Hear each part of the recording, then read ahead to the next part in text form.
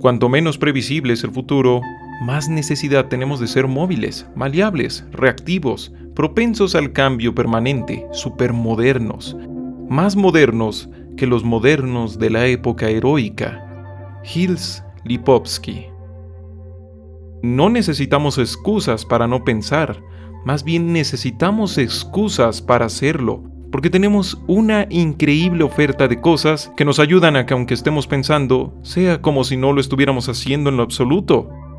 Como dice Heinz Booth, vivimos en una sociedad del éxito, donde, aunque nos vaya bien, no podemos dejar de temer en que no tenemos el éxito que nos merecemos, aunque lo estemos dando todo de nosotros. Según el filósofo alemán, sí que estamos pensando todo el tiempo, pero no necesariamente lo hacemos de un modo filosófico, reflexivo, transformador. Muchas veces lo hacemos más bien como una forma de lidiar con el intenso miedo al fracaso y a la mediocridad, que definen esta era donde se busca que seamos superconsumidores o superproductivos, incluso hasta dentro de nuestros pensamientos. Impera una idea de que si no vas a pensar nada productivo, mejor no pienses. Obsesionados con algo, u obsesionados con todo, podemos hacer como si no estuviéramos pensando, y gracias a ello, sentirnos más tranquilos con el mundo y con nosotros mismos, y por consiguiente, ser más productivos, ser más útiles.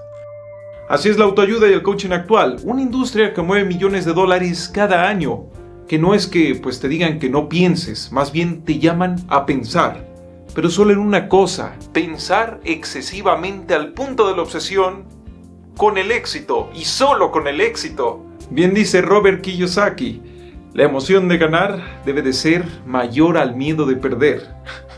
Todo lo que no gira en torno al éxito es innecesario, es una pérdida de tiempo. Por eso no sorprende que en la religión de la motivación a menudo digan que los estudios escolares o hasta incluso leer cualquier cosa que no te lleva al éxito es innecesario. Simplemente te llaman a no pensar en algo más. Eso quizá no te vaya a ser exitoso, pero por lo menos te va a dar confort, te va a dar una sensación de que el mundo parece más sencillo de lo que de verdad es. Creo que ahí es donde está el éxito de la autoayuda, porque si el éxito de la autoayuda estuviera en lograr que mucha gente se vuelva rica, ya hubieran fracasado, ya no venderían libros. Si no fuera por el increíble horror que se tiene al fracaso, la autoayuda sería algo destinado casi exclusivamente para la gente con pocos recursos, en vez de algo que hasta los empresarios y mega ricos consumen en cantidad. Pues reiterando lo que dice Heinz Booth, aún en el éxito, el miedo de no tener lo que merecemos no desaparece. La autoayuda solo es un ejemplo, solo es una de estas tantas cosas que usamos como excusas, no para no pensar, sino para pensar de un modo ligero, sin responsabilidad, sin reflexión. Algo que evita que veamos más allá de un solo punto. Porque cuando intentamos ver más allá, cuando intentamos ver toda la pintura con claridad, vemos que el futuro no está claro. Vemos que no todo se basa en el éxito o en el fracaso. Ya no hay blancos y negros, ahora hay grises. Vemos que no depende tanto de nuestra actitud cuándo llegará la próxima pandemia, la próxima burbuja inmobiliaria, si van a cerrar o a mudar la empresa donde trabajamos, o si algo que ya vimos en las noticias de la mañana es ya el comienzo de una nueva crisis.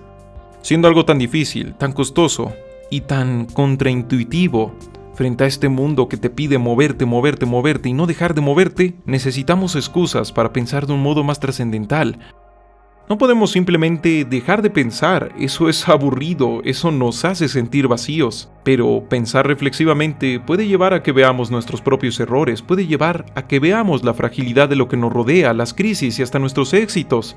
Con eso ya no podemos hacernos tontos, por eso muchos prefieren estar al pendiente de cosas que sí los dejan pensar, pero sin todas las molestias de pensar, cosas como la autoayuda, los pseudoespiritualismos posmodernos, el narcisismo o incluso simplemente toda esa oferta infinita de entretenimiento que nunca se detiene y siempre tendrá más y más emociones, más momentos, más dramas, más polémicas, más preguntas que parecen importantes o que llevan a algún lugar. Sí, el punto es pensar, pero sin las consecuencias de pensar. Pensar siempre conlleva responsabilidad, pensar siempre conlleva un peso. Puedo entender que por eso mucha gente prefiera solo pensar en una sola cosa o prefiera solo pensar en las cosas que le dicen que piense. Por ejemplo, al enterarnos de una crisis mundial como la contaminación o el calentamiento global, para intentar que todo eso no te coma vivo, pues vas al supermercado, tomas todos los productos verdes reciclados que tengan y listo. Ya no sientes culpa, ya no sientes que debas de hacer algo más. Ya hiciste tu parte, ya no tienes esta carga de tus propios pensamientos. ¿Cuántos productos no son un éxito tan solo porque te venden la ligereza de tu propio pensamiento, tan solo porque te ayudan a ya no sentirte preocupado por X o por Y cosa, que has hecho lo posible por dejar de pensar? No es que no pensemos, es que siempre hay algo para mantener ocupado al pensamiento, para mantenerlo desviado, incluso de las cosas más importantes. Como resume Lipovsky, nuestra sociedad no conoce prioridades, entendimientos definitivos, enfoques. Solo estimulaciones y opciones equivalentes en cadena. De ello proviene la indiferencia posmoderna. Indiferencia por exceso, no por defecto. Por hipersolicitación, mas no por privación. Es que, ¿cómo es posible que en un mundo con pandemia y con cielos naranja, la gente esté más preocupada por el dibujo de una coneja antropomorfa para una película infantil? Es revelador pensar que, para muchos, el único espacio para pensar es cuando no están siendo ocupados en algo. Ya saben, cuando viajan en el transporte público, van al baño o se dedican a labores del hogar, cuando toca salir a caminar a hacer la compra. Y no al revés. Vaya, que para muchos pareciera que el acto de pensar está ahí, más que nada para rellenar un vacío de inactividad, mas no como algo que haces porque deseas hacerlo, sino porque no tienes de otra. No me malinterpreten, es necesario el entretenimiento, es sano dejar de pensar de vez en cuando, pero ya cuando hasta eso de pensar, hasta eso del ejercicio de la reflexión que hacen los académicos, los sabedores o los intelectuales, tiene que girar en torno a las modas, porque si no a nadie le interesa, es porque como sociedad estamos haciendo un esfuerzo para evitar pensar reflexivamente, o que el pensar reflexivamente sea todo lo parecido a no hacerlo. Viéndolo desde un punto de vista incómodo, los intelectuales de los periódicos, los divulgadores de internet y otros más no son especiales, tan solo son personas que han logrado tener o conseguir la excusa de dedicarse a pensar en cosas trascendentales, o al menos no atadas a lo cotidiano. Aún así, su excusa es tan mundana como la de los demás. Tiene condiciones, no son libres de simplemente pensar. En la industria del entretenimiento intelectual, se tiene que hacer que cada pensamiento, cada análisis, cada visión parezca trascendental, entretenida y o profunda. Por eso, no sorprende ver a muchos sobrepensando hasta el hartazgo cualquier película o serie, porque como comunicador o como persona común, si no vas a revelar la gran verdad de la vida, no tienes excusa para divagar sobre una película, sobre una serie, sobre lo que sea. El público o la gente alrededor considerará que perdió su tiempo. Como si el dejar volar la mente, por el mero hecho de dejarla volar, no estuviera justificado, y por tanto no pudiera ser ni siquiera un entretenimiento. Esto se ha vuelto un cáncer para la educación, la filosofía y la divulgación. Esto de que todo tiene que ser magnánimo, todo tiene que ser la revelación del universo, o por lo menos estar atado a la cultura popular, si no a nadie le interesa.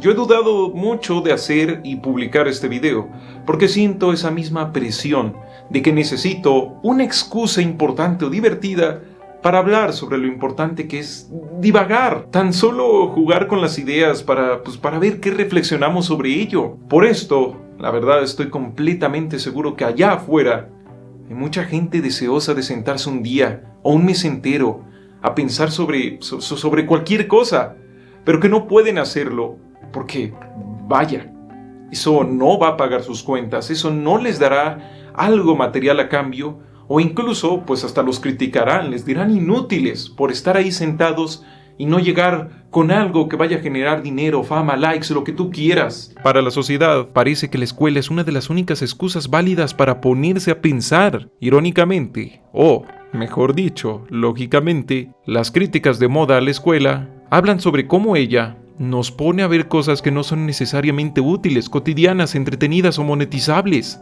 Así que, pues incluso hasta la educación ha sido puesta en duda como excusa válida para pensar por pensar. Si no podemos, si no queremos, eso de sentarnos a pensar por pensar, ya saben, eso de dejar volar la mente mientras disfrutamos o sufrimos, ¿a dónde llega? El conocimiento y nosotros mismos somos simples herramientas, computadoras con capacidad de resolver problemas, pero sin conciencia. Decía el poeta Malcolm Lowry que, sin tiempo para pararse a pensar, la única esperanza es el próximo trago. ¿Qué dice de nosotros que solo el dinero, la urgencia de éxito, el aburrimiento, la necesidad de aprobación, el número de likes, la autoestima o estar en crisis sean nuestras únicas excusas para pensar?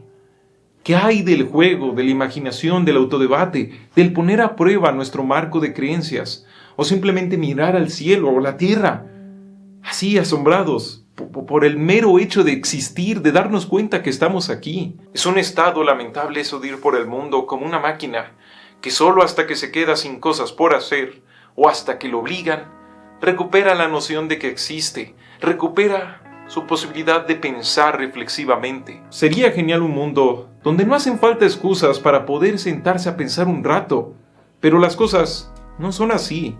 Así que te pregunto a ti, ¿cuáles son tus excusas para pensar? ¿Te bastan? Tus respuestas van a revelar mucho. ¿Revelar qué?